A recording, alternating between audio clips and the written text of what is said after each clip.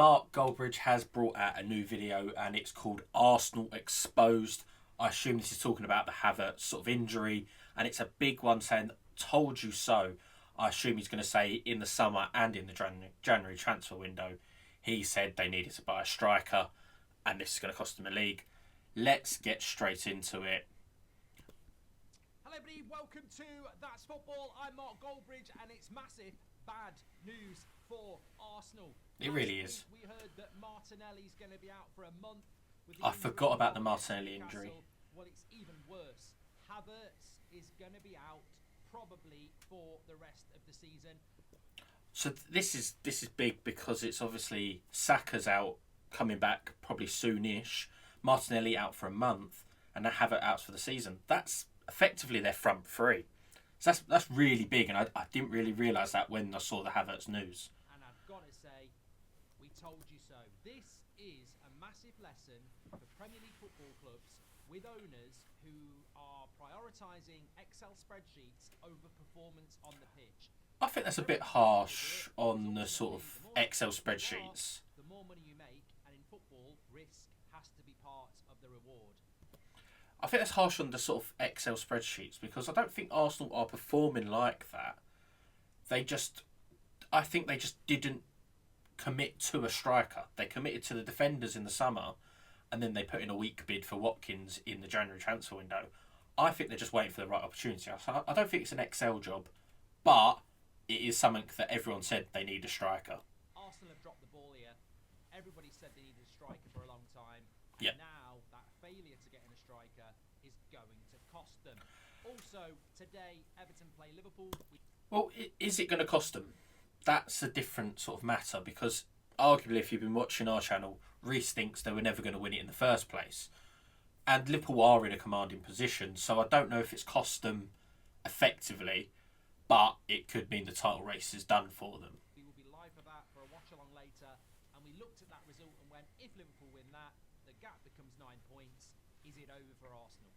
Well, today could have been a day that the Premier League title was over for Arsenal in basis of the Everton-Liverpool. See, yeah. So you're saying it could be over anyway. Of this injury news from David Ornstein, who says Kai Havertz is set to miss the rest of the season through injury. Arsenal forward suffered torn hamstring during training at camp in Dubai. Unclear if 25-year-old Germany international will require surgery. Weirdly, I saw Arsenal fans complaining about the Dubai going having a break. They should be training for this. And the fact that he's got injured during this warm sort of times, it's not great for him. To go, and common sense is not prevailing in your ownership boardroom. This is just incredible for Arsenal. I mean, it literally, I don't even like I told you so, but we did this video last week talking about how you look at somebody like Aston Villa, and yes, they've created funds by Duran going to Saudi, but what did they do with those funds? They went and got Malen, they got Rashford, they got Asensio, they got Garcia. But Arsenal haven't sold anyone They've massively like what Villa have done here. So I think it's a bit odd to compare them to each other. Squad depth, yes, I agree. They're probably not going to win the Champions League, and they want and need to be back in the Champions League next year. So they bring these players in at a bit of a gamble to try and boost that team and get back into Europe. I kind of agree with this point saying that you looking at the mid-January, going, we need another striker to actually push on and try and win the Champions League, win the Premier League. Like, even if you look at early January, to try and win the Carabao Cup before they got knocked out by Newcastle, whereas the likes of City have gone, our season hasn't been good enough, let's buy some players. Villa going, we want to progress, let's bring in some players. So yeah, it's a fair point. I don't know if signing in January is the answer. I think it was the summer was the big opportunity missed, regardless of the injuries. And it starts with a good win against Spurs, and the place is buzzing, and there's enthusiasm there. And it's that thing I mentioned last week, where at half time or halfway through a running race, you have a drink of an energy drink, you change your trainers, and you're ready to go. And if you don't have that energy drink and you don't change your trainers, you can get a bit tired and go, the finishing line can't come quick enough. How many teams actually buy in January in previous years? And they've gone, no. I know we're halfway through this race, but I know most teams don't bother with this, so that's why I find it odd and a bit sort of. United haven't gone out and massively bought players because they can't at the moment, sort of due to the financial issues.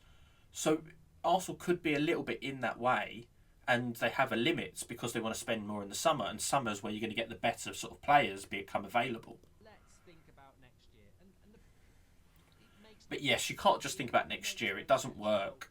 many clubs sell this nonsense to their fans that we don't really want to do it in January because financially we'd rather do it in the summer. And some fans swallow it and go, yeah, we want to be sustainable.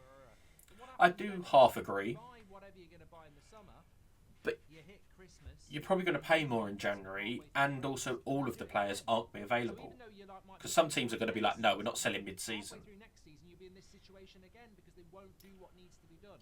Football is a changing. Chelsea were at the forefront of this. Man City have just done it themselves. The January transfer window used to be the place where owners could say, there's no value in the market, you can't get any players. You can get players. You can get players, but are they going to be the ones you want? January, you've just got to have the Like Newcastle are never going to sell Isak, for example. So I don't think it's fully the same window as the summer one. The bottom line is football is not a bloody business. There are very few football clubs that are successful being operated as a business. In fact, I can't think of any. I agree, there are very few that make proper profit. They want to win on the pitch. You're telling me if Real Madrid didn't have a striker in January and they want to retain the Champions League and win La Liga, they'd go, we're going to wait till the summer. They're going to go out and do something. Even if it's a That's a fair sort of point. I do think Real Madrid have a different influence though. If Real Madrid come knocking for your player, I think 99% of the clubs, the players are going to be like, oh, my head's turned for Real Madrid. You've seen it, sort of the rumours of Saliba being linked to it. Now Arsenal will be like, I don't want to sell Saliba, and I get that. But Real Madrid come calling. It's a different story to say an Arsenal coming knocking. And I don't mean that disrespectfully to Arsenal, because it's the same if City came knocking. Unless you're going to offer massive money, massive wages, it's unlikely that you get the proper players that you want over the line. And even last, I think it was even last sort of time when they were trying to get Mbappe off PSG, Real Madrid still couldn't get it over the line because teams don't want to sell midway through the season. There is something Arsenal could have done, and they are potless up front now.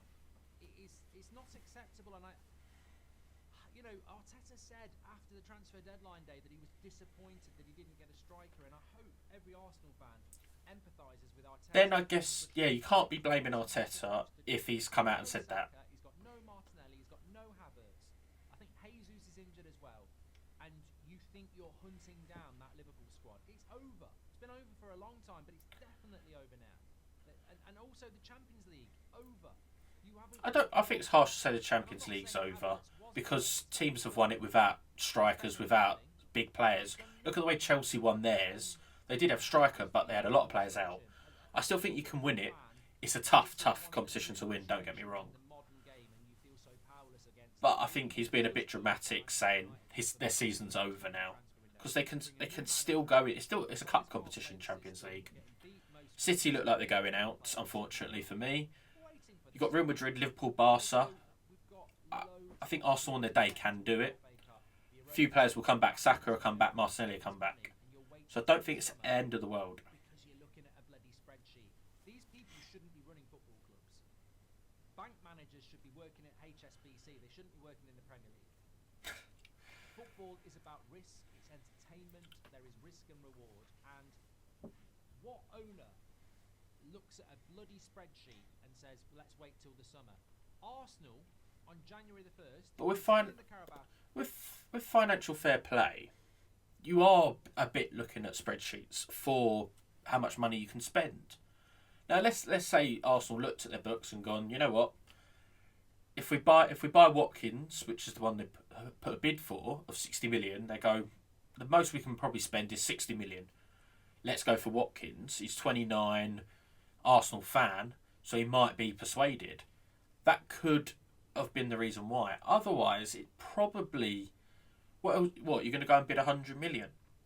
I think it then dampens other sort of building of the squad in the summer. But Look, I do agree with some of the points, but I think he's been a bit too harsh on this whole spreadsheet narrative. Still in the FA Cup, still in a title race, and still in the Champions League.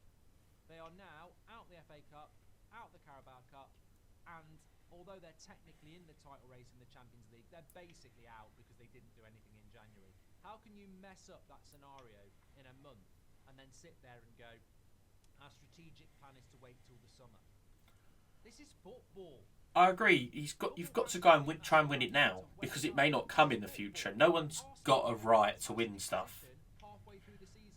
But who are you actually going to buy realistically? Realistically, who were Arsenal going to buy? Because to me, the only realistic one could be in Watkins before Duran was sold. Once Duran was agreed, it's kind of, well, Villa are going to go, we're not selling both our strikers. We'll sell one, got great money for him. We don't need to sell another. So I think there's a limited options out there for him. Let me know if you think there are any other sort of good viable options, because Isak is one that keeps getting thrown about by Arsenal fans. He isn't for sale, especially in January.